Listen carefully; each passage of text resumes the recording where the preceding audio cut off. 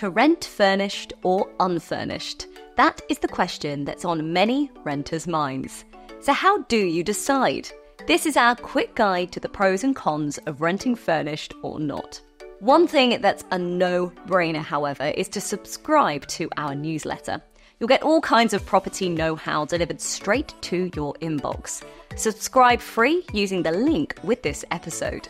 But when it comes to rental choices, what do you think that the difference between a furnished pad and an unfurnished one would be pretty straightforward? It's actually not. A fully furnished rental property generally includes all white goods, for instance, a cooker, fridge, freezer, washing machine, and so on. Plus essential furniture like a sofa, dining table, and chairs, beds, wardrobes, etc. But some fully furnished places include necessities such as a vacuum cleaner, crockery, cutlery, and electronic items. The pluses are clear. You don't need to spend time and money furnishing your new home. You're able to move straight in and unpack.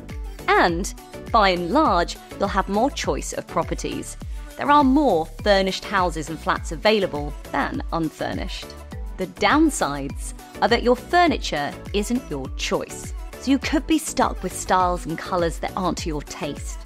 You'll have to be mindful that the cost of any damage you cause, accidental or otherwise, is likely to be deducted from your deposit. If a furnished place lies empty, the landlord still has to cover the council tax bill, and the rental price might reflect this too.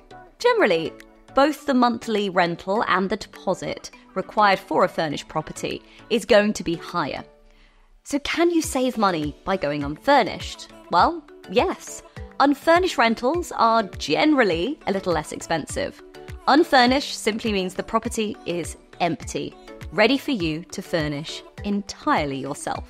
Having said that, sometimes when you view an unfurnished property, there might be a few bits and pieces in it, so make sure you ask to see an updated inventory so you know what is and isn't included in your tenancy.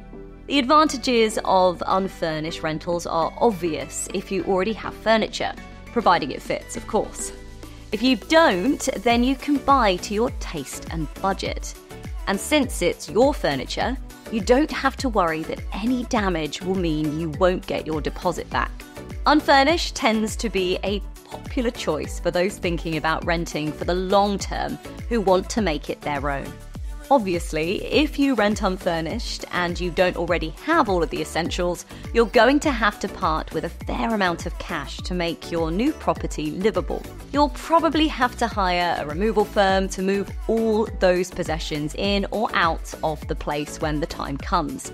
And remember that unfurnished isn't guaranteed to be cheaper. A third option is part-furnished. This generally just includes white goods, sometimes with optional furniture. So there's a lot to think about, but now you've got the info, you're in a much better place to make the decision that's right for you. Do join me again next time for more guidance through the property maze.